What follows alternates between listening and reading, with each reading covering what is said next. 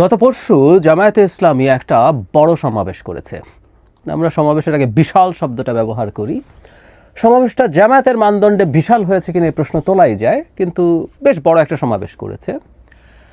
প্রশ্ন হচ্ছে তারা কি অর্জন করতে চেয়েছিলেন, তারা কি অর্জন করতে পারলেন, সেটা নিয়ে আলাপ আলোচনা চলছে। সেদিনই কথা বলেছে বিভিন্ন টক শোতে, আমার এখানে বলা হয়নি, তাই কিছু কথা একটু বলে রাখা দরকার। প্রথমেই এই সমাবেশ আলোচনায় এসছে এটা সোহরাওয়ার্দী উদ্যানে কল করায়। আমরা ট্র্যাডিশনালি জামায়াতকে দেখেছি তারা বাইতুল মোকাররমের আশপাশে তাদের সমাবেশগুলো করে থাকে। এই প্রথম তারা ওখানে করেছে এবং সম্ভবত তাদের প্রচারণায় ঐতিহাসিক শব্দটা তারা ব্যবহার করেছেন। আমি সোশ্যাল মিডিয়ায় কারো লেখায় দেখলাম, আমার নিজের চোখে পড়েনি, তারপরেও আমি মনে করি এটা তারা করেছেন, কারণ কিছু রিলায়েবল মানুষ এটা লিখেছেন। ফলে যেটা হলো যে সোহরাওয়ার্দী উদ্যানের ঐতিহাসিকতা হচ্ছে আমাদের সেই রেসকোর্স ময়দান ছিল তখন 7 মার্চে শেখ মুজিবুর রহমান তার ঐতিহাসিক ভাষণ দিয়েছিলেন। সো ঐতিহাসিক বলার মাধ্যমে জামায়াত তার খানিকটা ইতিহাসকে মেনে নিচ্ছেন, এই অ্যাটিটিউড দেখিয়ে যেতে পারছেন বলে মনে হতে পারে। এর বাইরে আরও কিছু ইস্যু আছে। সব প্রধান ইস্যু সম্ভবত একটা বার্তা তারা জাতিকে দিতে চেয়েছেন, সেটাই আসবো। এরপর আরও কয়েকটা খুচরো ঘটনা একটু বলে নেওয়া ভালো। সেটা হচ্ছে জামায়াতের আমির অসুস্থ হয়ে পড়েছিলেন। আমি তার পড়ার ভিডিওটা দেখলাম এবং এরপর তিনি থেকে বক্তৃতা করেছেন। কেউ এটাকে তার ভীষণ মনোবল এবং ডেডিকেশন হিসেবে দেখতে চাইছেন, কিন্তু মেডিকেল নলেজ থেকে আমি বলতে পারি, আমি নিজেও একজন ডাক্তার, তিনি প্রথমবার যখন পড়ে যান দাঁড়ানো অবস্থা থেকে তার মাথা গিয়ে ফ্লোরে আঘাত পায়। আমি মনে করি এই ধরনের ইনজুরি খুব খারাপ কিছু হতে পারে। খুব উচিত ছিল মুহূর্তেই তাকে ওখান থেকে নিয়ে যাওয়া এবং দ্রুত তার ব্রেইনের কিছু স্ক্যান করা, কারণ কখনো কখনো এমন হয় ইন্টারনাল হ্যামারেজ খুব অল্প অল্প করে হতে থাকে, প্রাথমিকভাবে সমস্যা বোঝা যায় না, পরে সেটা বড় হয়ে ওঠে। প্রচুর কেস এরকম আমরা মেডিকেল কলেজে দেখেছি। উচিত ছিল না। তবে রাজনীতিতে সব কিছুই রাজনীতি। তিনি অসুস্থ হয়েছেন, তিনি যখন তার এরপরও বক্তৃতা করেছেন, এটা অনেকের কাছে একটা পজিটিভ বার্তা দিয়েছে। তিনি হয়তো সেটাই চেয়েছিলেন, সেটা খানিকটা হয়তো অর্জিতও হয়েছে। তারপরের কতগুলো ইস্যু, জনসমাবেশটা কত বড় ছিল, যথেষ্ট বড় ছিল কিনা, জামায়াতের মানদণ্ডে এটা বিশাল হয়েছে কিনা। আমি জামায়াতে ইসলামী একটা অত্যন্ত অর্গানাইজড অর্গানাইজেশন। তারা চাইলে তাদের সব নেতাকর্মীকে খুব দ্রুত মোবিলাইজ করতে পারেন। তাদের এই ধরনেরই একটা কন্ট্রোল আছে তাদের পরস্পরের প্রতি। সেই বিবেচনায় বলবো যে অনেক বিশাল কিছু হয়নি। দীর্ঘদিন তারা ঘোষণা করেছিলেন, কিন্তু সেই ঘোষিত জিনিসটাও খুব ভালো কিছু হয়েছে তা না, কারণ এটা উপচে বিভিন্ন দিকে ছড়িয়ে পড়ার মতো জনবল তাদের আছে বলেই মনে হয় তারা সামহাউ সেটা পেরে ওঠেননি। সুতরাং যে শোকেস তারা করতে চেয়েছেন, কারণ আসলে এগুলো দিয়ে এক ধরনের আমরা একটা শব্দ ব্যবহার করি শোডাউন, যে শোডাউন তারা করতে চেয়েছেন, জামাতের মানদণ্ডে শোডাউনটা খুব ভালো কিছু হয়েছে বলে আমার মনে হয় না।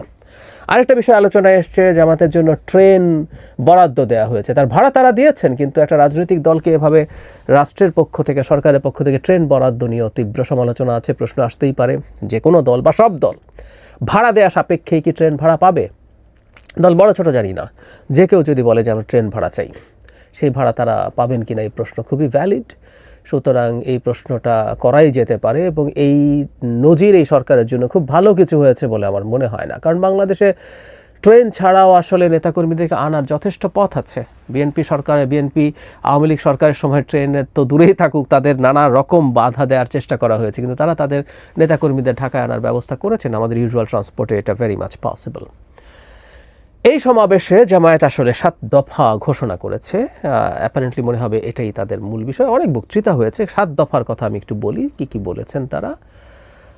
এক হচ্ছে 2024 সালে 5 আগস্ট ও অন্যান্য সময় সংগঠিত সব গণহত্যার বিচার।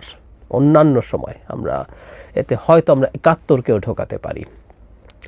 2 রাষ্ট্রের সব স্তরে প্রয়োজনীয় মৌলিক সংস্কার। 3 ঐতিহাসিক জুলাই সনদ ও ঘোষণাপত্রের পূর্ণ বাস্তবায়ন।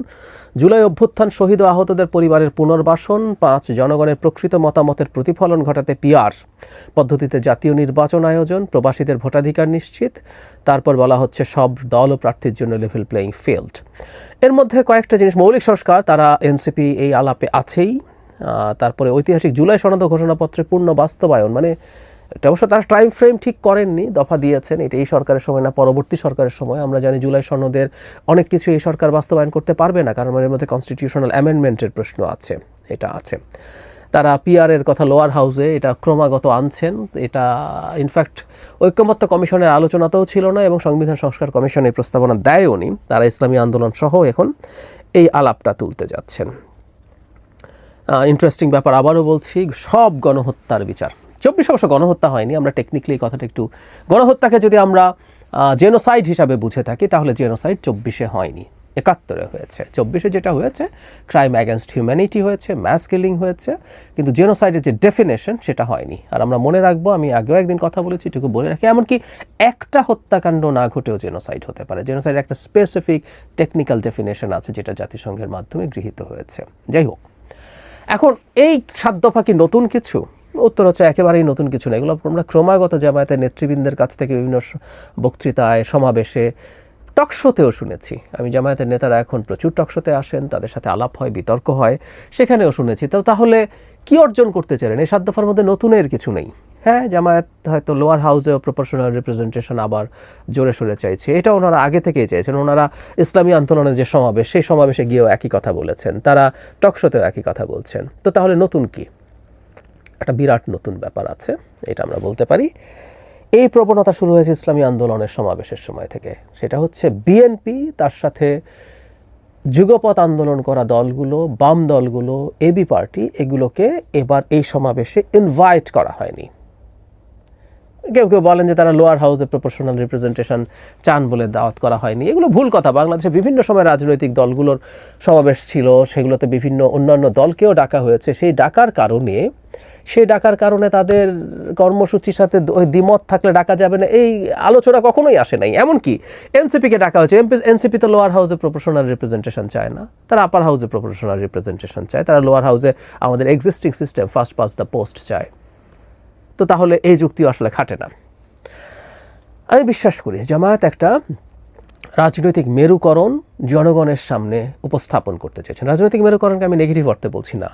ডেমোক্রেটিক পলিটিক্সে political polarisation is a must. কারণ একটা দল ক্ষমতায় যাওয়ার জন্য ফাইট করবে, আরেকটা দল সেও থাকবে বা জোট, সেটা সে চেষ্টা করবে, যদি সে খুব নিশ্চিত হওয়া অপর পক্ষ তাকে যতটা সম্ভব চাপ দেওয়া যায়, কোনো এক সময় নিজে ক্ষমতায় যেতে চায়। এগুলো খুবই বেসিক ডেমোক্রেটিক প্রসেস।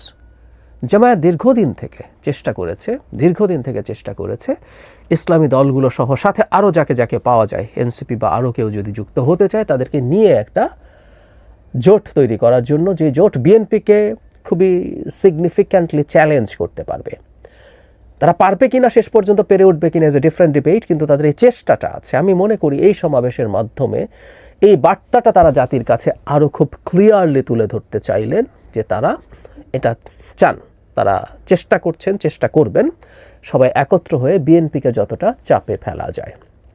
সব ইসলামী দল কম বেশি সবাই, যদি বিশেষ করে দুটো ইসলামিক দলের কথা আমি বলতে পারি, জামায়াতে ইসলামী তো আছে, সাথে ইসলামী আন্দোলন বাংলাদেশ, যাদেরও বেশ সিগনিফিক্যান্ট, মানে বাংলাদেশের মানদণ্ডে জামায়াতের চাইতে তারা বেশ খানিকটা পিছিয়ে থাকলেও বেশ কিছু সিটে তাদের মোটামুটি উল্লেখযোগ্য সংখ্যক ভোটার্স আছে। তারা যদি একত্র হতে পারেন, সাথে অন্যরা যদি যোগ হয়, এনসিপি শেষ পর্যন্ত এদের সাথে যাবেন কি না আমি সন্দিহান। বা আমি এভাবে না বলি যে এনসিপির পক্ষে আসলে যাওয়া সম্ভব না। তারা যে ধরনের রাজনীতির কথা বলেন, একটা সর্ব ইসলামী কম বেশি যদি জোট হয়, সেটা যাওয়া এনসিপির জন্য প্রবলেম্যাটিক হবে। যাই হোক, তারা চেষ্টা করছেন, এই বার্তা তারা দিতে চাচ্ছেন। আমি মনে করি এই সমাবেশের মূল প্রাপ্তি এটা।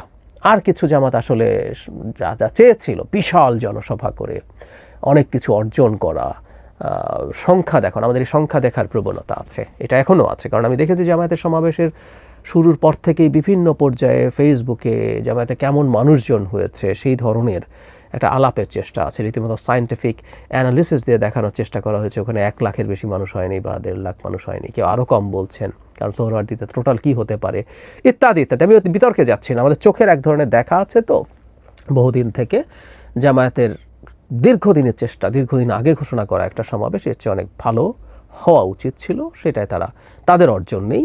আর তারা বিএনপিকে বার্তা দিতে চেয়েছে। আর একটা কথা বারবার বলি, সেটা হচ্ছে আমরা জোট করছি, আমরা আলাদা হয়ে যাচ্ছি কি না, এইগুলো সব সময় যে আসলে চূড়ান্ত সিদ্ধান্ত সেটা না, সেটা অনেক সময় পলিটিক্যাল লেভারেজ পাওয়ার জন্য।